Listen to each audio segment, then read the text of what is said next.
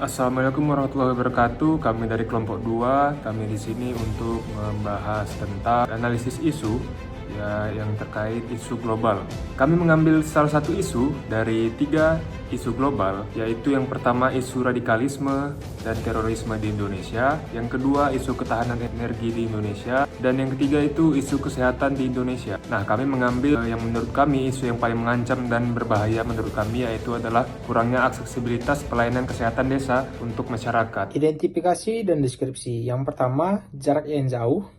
Banyak desa terletak di daerah terpencil dengan akses jalan yang buruk, sehingga warga kesulitan mencapai fasilitas kesehatan seperti puskesmas. Yang kedua, keterbatasan transportasi. Transportasi umum yang terbatas atau tidak ada membuat sulitnya akses kendaraan ke beberapa daerah, membuat masyarakat sulit pergi ke fasilitas kesehatan. Yang ketiga, kurangnya tenaga kesehatan. Jumlah tenaga medis di desa seringkali terbatas, sehingga sulit bagi masyarakat untuk mendapatkan pelayanan kesehatan yang memadai. Yang keempat, anggaran terbatas. Pemerintah seringkali mengalokasikan anggaran yang tidak cukup untuk pembangunan dan pemeliharaan fasilitas kesehatan di desa. Yang kelima, faktor sosial budaya. Beberapa norma sosial dan budaya dapat menghambat masyarakat desa untuk mengakses layanan kesehatan. Yang keenam, kualitas pelayanan. Kualitas pelayanan kesehatan di beberapa puskesmas desa masih belum memadai, seperti kurangnya obat-obatan atau peralatan medis yang mendukung di dalam fasilitas kesehatan. Yang keempat, dampak yang akan terjadi jika isu tersebut tidak dicegah. Dampak-dampak yang lebih spesifik meliputi 1.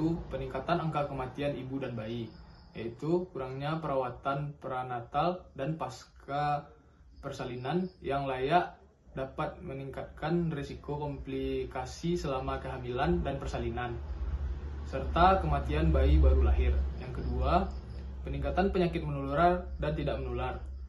Keterbatasan akses ke layanan kesehatan preventif dan kuratif dapat meningkatkan risiko penyakit menular, seperti diabetes dan penyakit jantung. Yang ketiga, penurunan kualitas hidup, yaitu kesehatan yang buruk berdampak pada produktivitas kerja dan kualitas hidup masyarakat. Yang keempat, kesenjangan sosial dan ekonomi. Masyarakat desa yang kesulitan mendapatkan layanan kesehatan cenderung hidup dalam kemiskinan dan memiliki tingkat melek huruf yang rendah. Yang kelima, hambatan pembangunan. Kesehatan yang buruk dapat menghambat pembangunan sosial dan ekonomi di desa karena masyarakat yang tidak sehat tidak dapat bekerja secara optimal. Teknik tapis isu analisis SWOT yang kami gunakan adalah analisis SWOT. Analisis SWOT yang pertama, kekuatan, adanya tenaga kesehatan yang terlatih di daerah pedesaan. Kedua, dukungan dari pemerintah pusat untuk meningkatkan aksesibilitas layanan kesehatan. Selanjutnya, kelemahannya. Yang pertama itu adalah infrastruktur jalan yang buruk di daerah pedesaan. Kedua, terbatasnya fasilitas kesehatan di daerah pedesaan. Selanjutnya adalah peluang. Adanya teknologi medis yang dapat meningkatkan aksesibilitas layanan kesehatan dan kesadaran masyarakat meningkat tentang pentingnya kesehatan. Selanjutnya adalah ancaman. Ancaman keterbatasan anggaran untuk meningkatkan infrastruktur dan fasilitas kesehatan, serta persaingan antar desa untuk mendapatkan tenaga kesehatan yang terlatih. Teknis tapis isu yang kami ambil adalah analisis SWOT. Untuk yang pertama ada kekuatan atau strength, yaitu adanya tenaga kesehatan yang terlatih di daerah pedesaan. Yang kedua, dukungan dari pemerintah pusat untuk meningkatkan aksesibilitas layanan kesehatan. Yang kedua ada kelemahan atau weakness, yaitu infrastruktur jalan yang buruk di daerah pedesaan. Dan yang kedua, keterbatasan fasilitas kesehatan di daerah pedesaan. Untuk yang ketiga ada peluang atau opportunities, yaitu adanya teknologi medis yang dapat meningkatkan aksesibilitas layanan kesehatan. Dan yang kedua, kesadaran masyarakat yang meningkat tentang pentingnya kesehatan. Yang ketiga, ancaman atau threatness, yaitu keterbatasan anggaran untuk meningkatkan infrastruktur dan fasilitas kesehatan. Yang kedua, persaingan antara desa untuk mendapatkan tenaga kesehatan yang terlatih.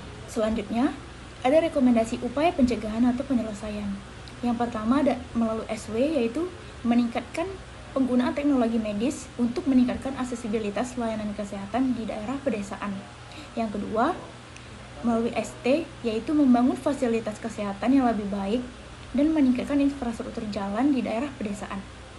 Yang ketiga, yaitu WO, mengembangkan program pelatihan untuk meningkatkan keterampilan tenaga kesehatan di daerah pedesaan.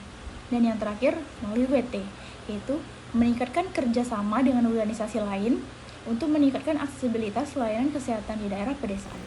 Demikian analisis isu dari kami dan upaya yang telah diberikan dari kami, semoga bermanfaat. Kami tutup. Assalamualaikum warahmatullahi wabarakatuh.